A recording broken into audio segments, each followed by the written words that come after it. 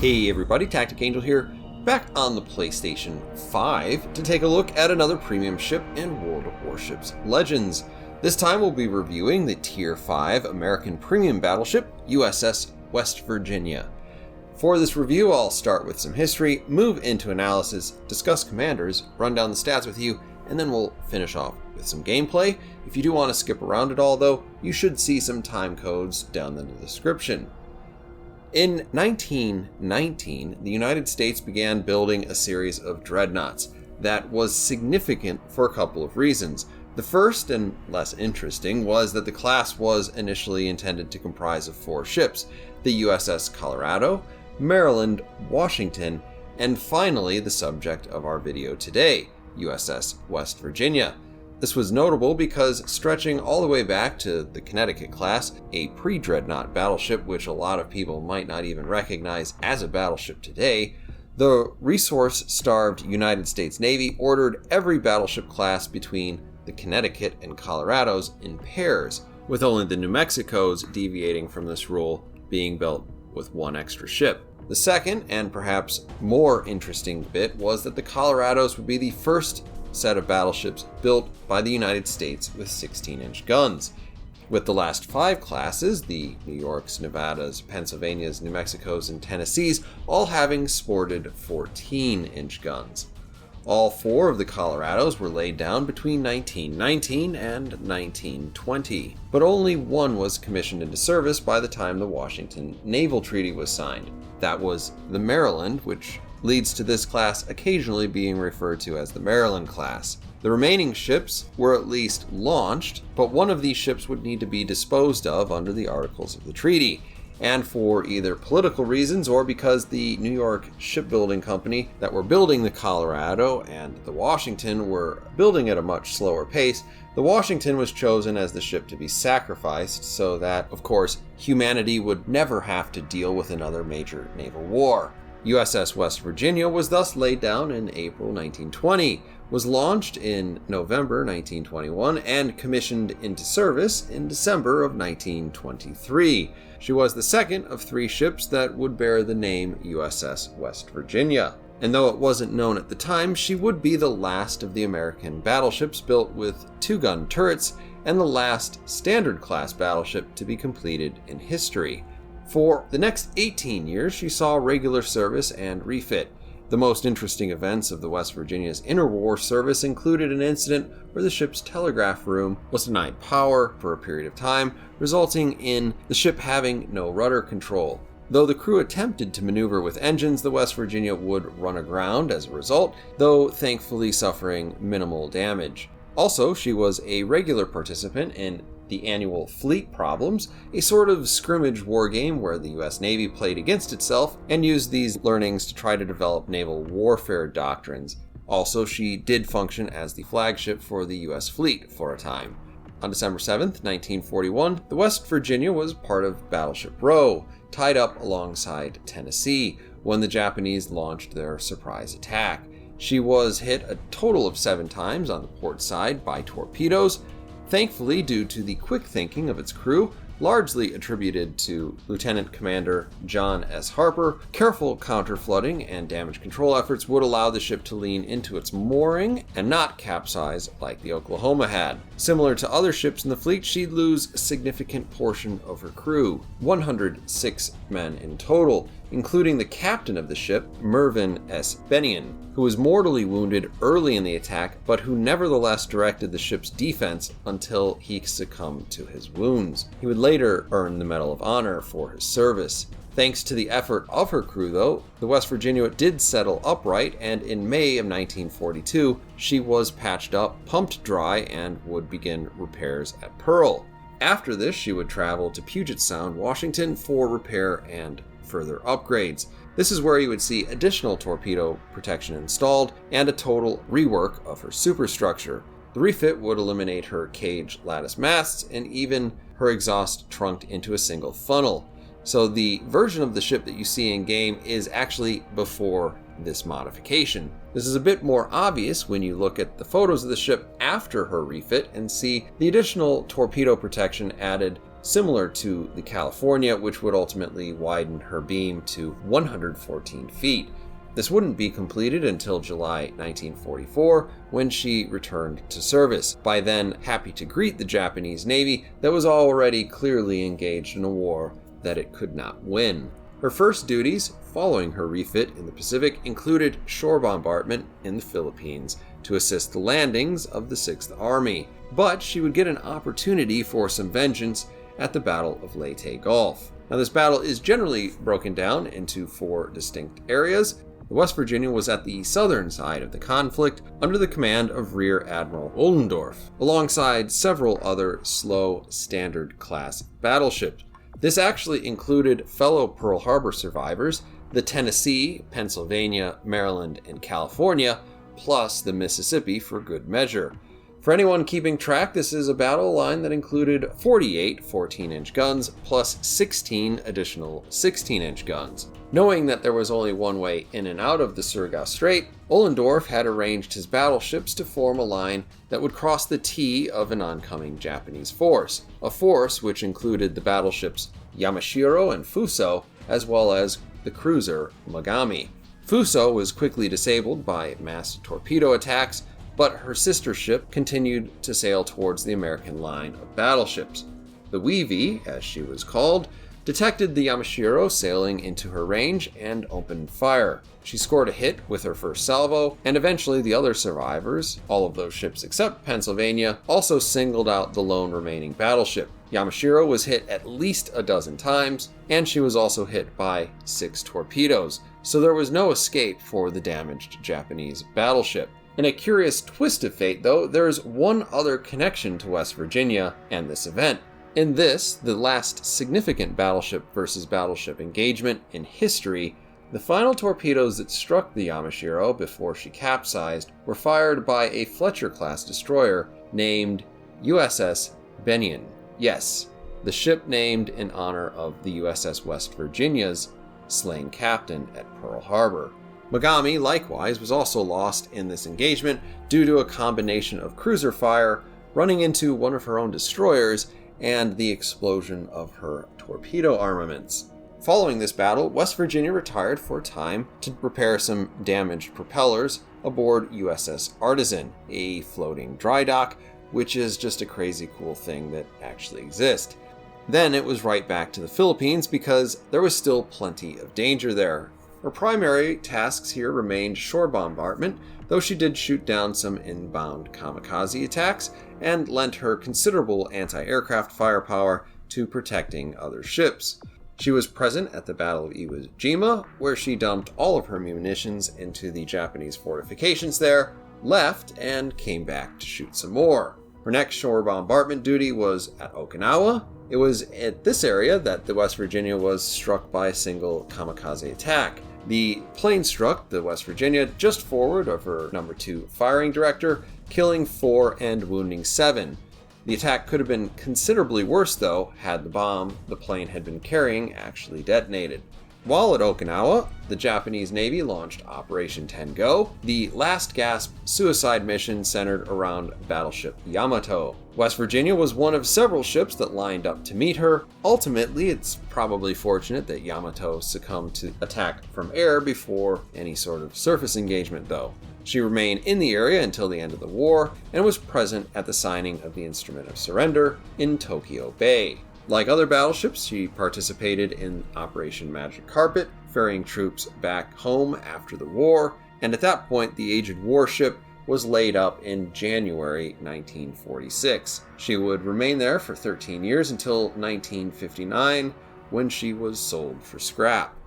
The West Virginia was the 3rd premium standard class battleship for the Americans in World Warships Legends, though at this point she's part of a collection of ships that includes 2 tech tree and 4 premium ships at this tier. For anyone playing a while, this probably looks a little bit like a Mutsu equivalent to the Nagato, and there's a great deal of truth to that because you're going to end up with 16-inch guns at a tier where it's really surprising to see them. But strangely, one of the Mutsu's greatest benefits is also its ability to gauge speed and heading by its torpedoes, because you'd rather not be at a range where you can actually hit anything with them.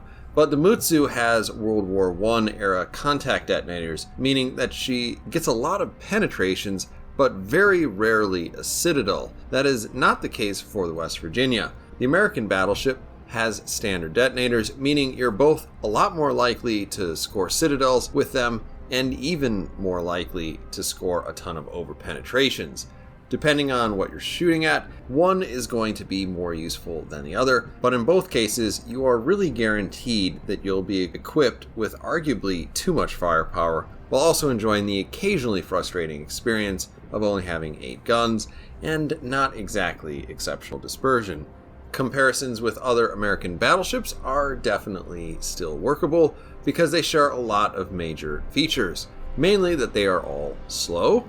They all have fairly tight turning circles, which is not unexpected considering that they are slow, and they generally have average armor and access to standard consumables in exactly the numbers that you would expect to see.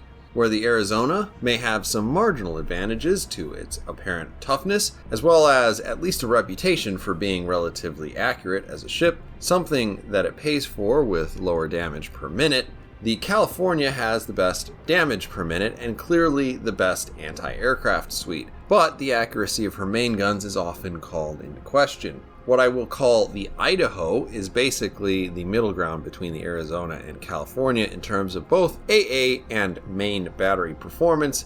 The West Virginia has 16-inch guns.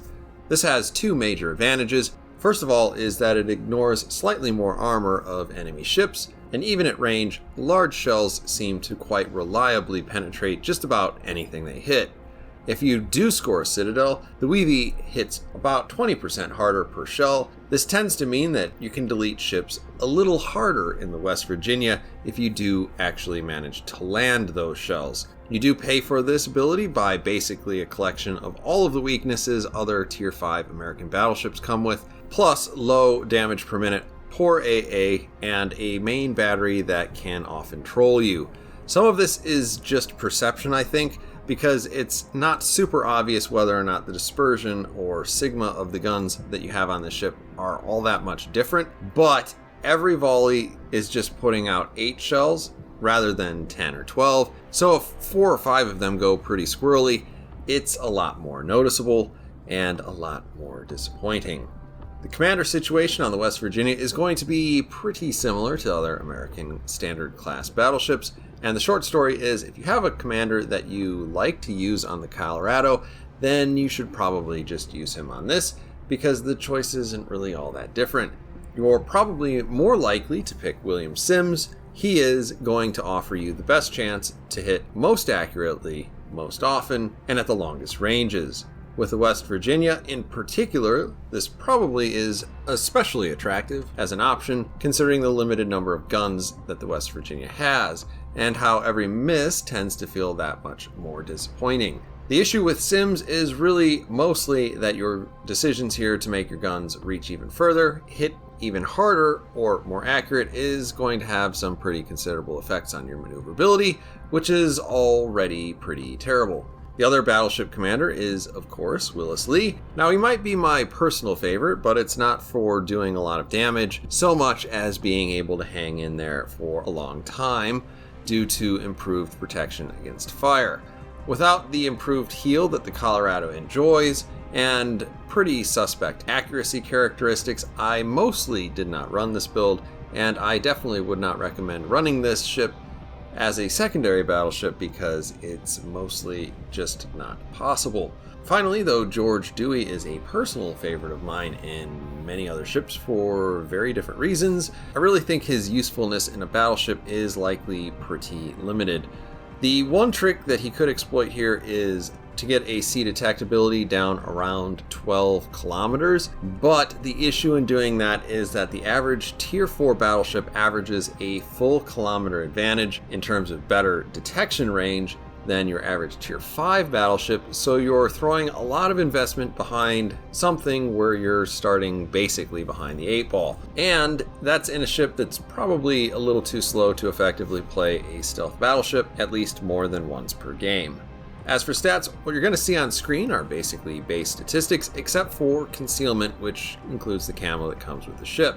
We'll make plenty of comparisons along the way to other American ships as well as the Mutsu for reasons that I hope are fairly obvious. Survivability up first. The West Virginia has just 50,200 hit points, which is about 4,000 shy of average, and between 2,400 and 8,100 less than other American battleships that you'll find at this tier. This means that you will want to be a little bit more covetous of those hit points than even normal. This is a bit challenging, as we know the WEV is a standard class battleship, and since you basically have the same armor layout of all the other standard class battleships. This gives you your standard 13.5-inch belt, but an unimpressive upper belt, squishy bow, stern, and superstructure.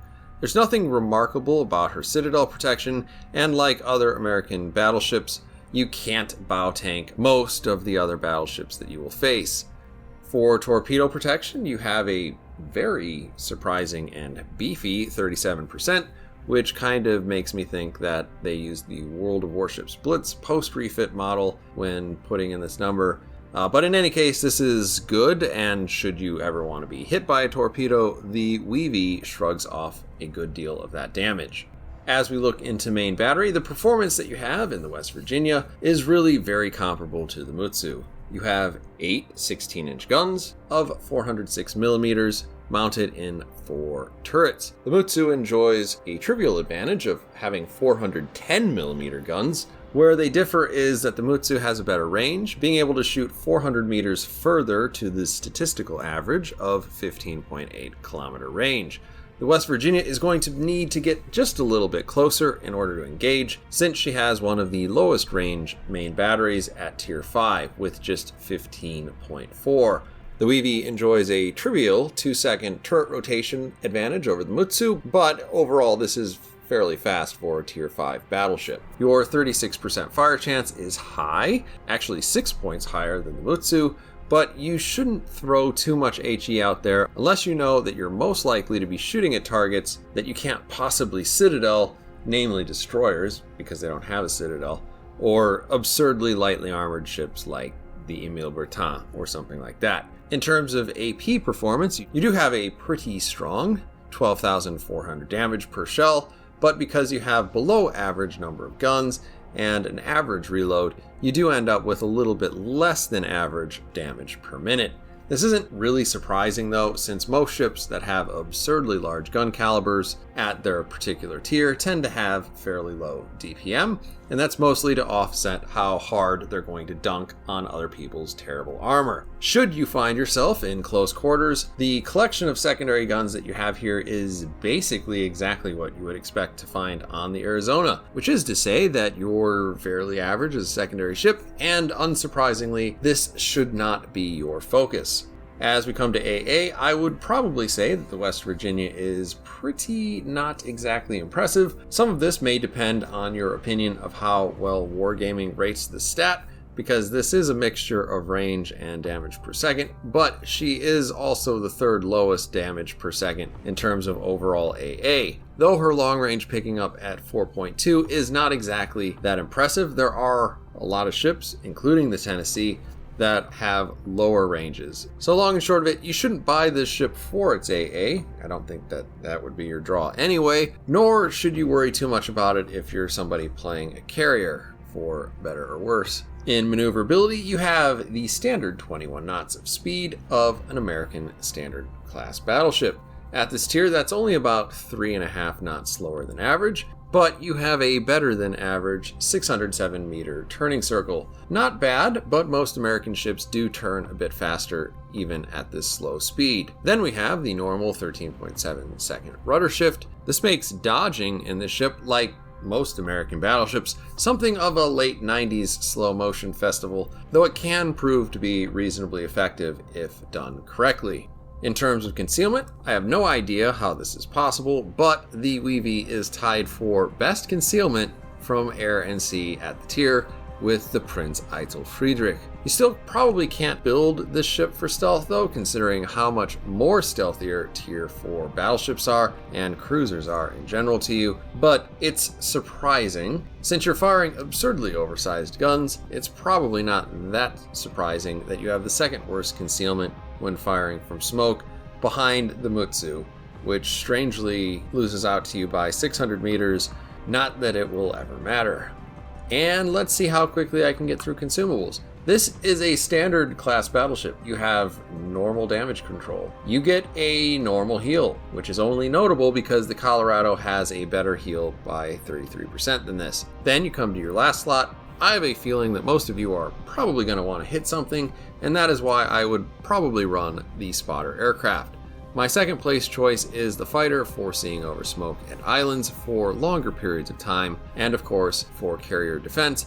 But the secondary consumable is a waste on this kind of ship, in my humble opinion. Alright, and with that out of the way, we're going to get into the gameplay. We're going to be on trap. Here you can see as the game starts, I am staring at the map just to see who's in the game. Maybe a little concerned that there's a player on the enemy team called KrakenBot, because if that's true, then I would have about better than a 50% chance of dying to him. And we're going to go ahead and start up our engines. It is not going to make a great deal of difference for where I'm going, because as we put our commander up on the screen, you can see we've made some choices here that are going to slow this ship down just a little bit. In any case, in your average standard class battleship game, I usually like to stick towards the center. Trap is actually kind of a bad map to do this in, because obviously if you sail into B, you're basically just asking to die at the hands of a destroyer. There is only one destroyer on the enemy team, which is kind of good news for me. But anyway, as you can see, this is basically just your average, I want to hit things from very, very far away sort of build. Nothing really special going on here. The only thing I will note is that I have taken the AA ability in slot 1 for my equipment. That is pretty standard stuff for American battleships. Just because I don't have really good AA doesn't mean that I don't want it reaching out there and dissuading those aircraft carriers as much as possible. They don't necessarily know that my AA is not very good. In any case, the first target that it looks like I'm picking up here is a Queen Elizabeth. She is way out there at 16.5 kilometers or slightly more. We put out a decent set of shells, but I apparently didn't hit anything, which is a little bit too bad. And this is obviously with the maximum amount of dispersion control that we can possibly get while not paying specifically to win. One thing about sailing a ship this slow is sailing around islands is it's going to take you longer than it will in other ships, and that means it's a thing that you probably don't want to do as much as possible. That said, we haven't really identified, or at least at that point, where the enemy destroyer is, and we don't want to get hit by a whole bunch of torpedoes because 37% is still 63% of taking all of that damage. So Fuso peaks the far island. I also peaked far island. We managed to land a total of 3 shells. One is a citadel for a healthy amount of damage. The other 2 look like just fairly minimal penetrations, but you can see real quick, if you do land a good shot in this ship, you can come away with a lot of damage really quickly. If one more of those was a citadel, you can imagine that guy's halfway out of the game already, and there's very little he can do to recover those hit points.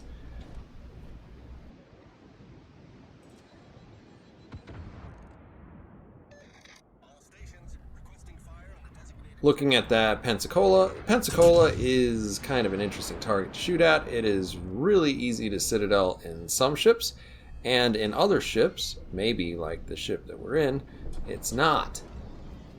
We managed to do 1 penetration, a couple extra over penetrations, but as you can see, the difference between hitting 50% of the time, and hitting only 37.5% of the time is one shell. So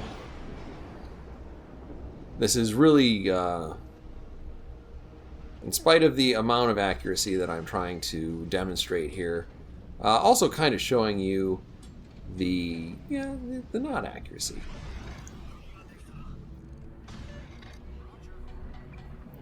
Now, we've basically already done our hit points in terms of damage to the enemy team. That's really easy to do in this ship as long as you don't get deleted.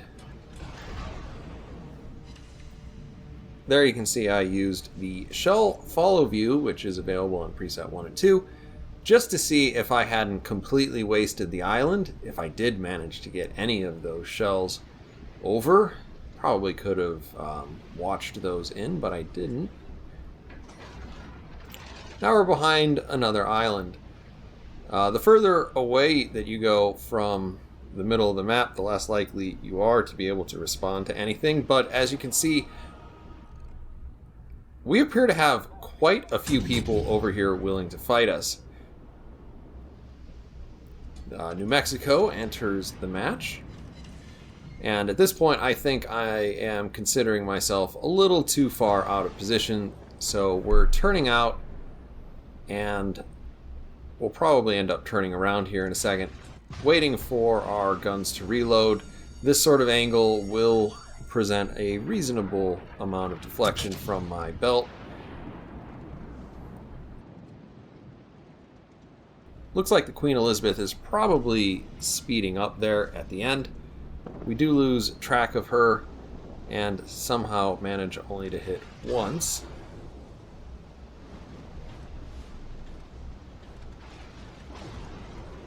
A little bit disappointing there, but such is life. We are like a battleship, drawing a lot of attention. And now as we rotate our turrets around to the other side of the ship, you can see this is kind of a best case scenario in terms of turret rotation, unless you specifically want to take a commander as an inspiration that has better turret rotation.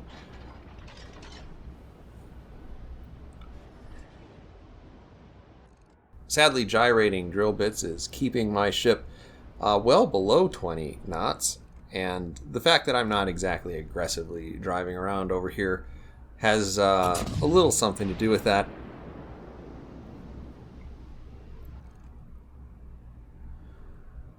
We keep them at a lengthy distance. We manage only 2 over penetrations there. And this is a lot of what you do when you don't get the big chunky hits with West Virginia, which is essentially just like not do a lot of damage. And be a little bit sad about how many shots you end up missing. We're going a little bit more aggressive there. Waterline shot, hoping he sails into those. He did, and that was actually a lot of damage, but no citadels. So we got a little bit more lucky there. Maybe he's out of the game.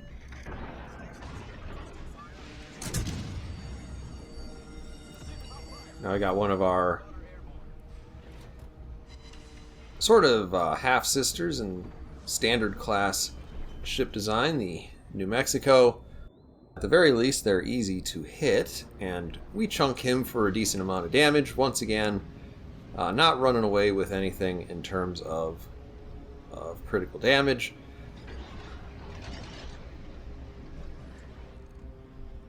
But again, it's kind of hit or miss in terms of what you're getting out of each one of these shots, because obviously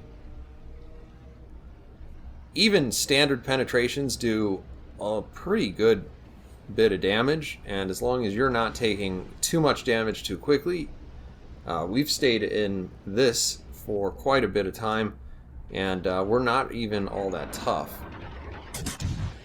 New Mexico can punch right through the front of this ship, just like I can pretty much punch through the front of his ship. We're gonna see how much damage we can do and not kill anybody. Meanwhile, we'll go ahead and... I'm on like a roll of not displaying videos where I ram face first into an island. That's not intentional, but I do manage to dodge this island, even though it jumped out in front of me. And sadly, we bounce our shot. There it looks like. We're trying really hard to hit it, though. Is it gonna happen? We got lots of time to dodge. It's like that scene in Austin Powers where the guy's screaming about getting run over by the roller.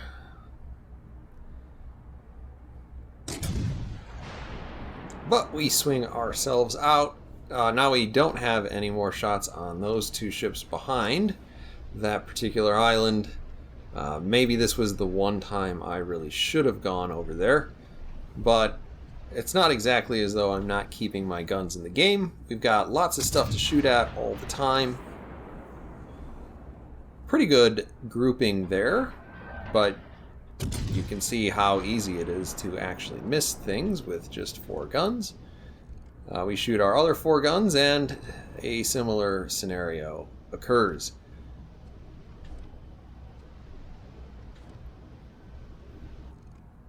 We have too many guns in order to really call this the Gneisenau effect, but it feels fairly similar.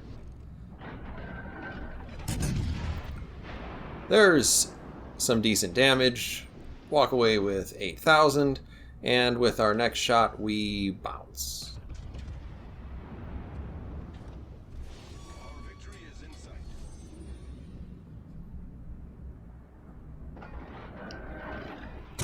This gentleman is using what is commonly referred to as border-assisted dodging. And that said, we aim along the white line because that's the only direction where he could go. And with 132,000 damage, we finally do kill somebody. So that's exciting. We've got the New Mexico coming around, and we get our back guns out there, hit him through the nothing part of his all or nothing armor scheme, and with an extra 2,000 damage, we finally kill a second ship. So, bully for us. As you can see, that Queen Elizabeth is thoroughly behind that island. I am way too slow to actually chase him around the island, so I am slowing down. I would keep you in suspense and ask you whether or not you think I would get another shot. I'm going to go ahead and just tell you no. This game is over for me.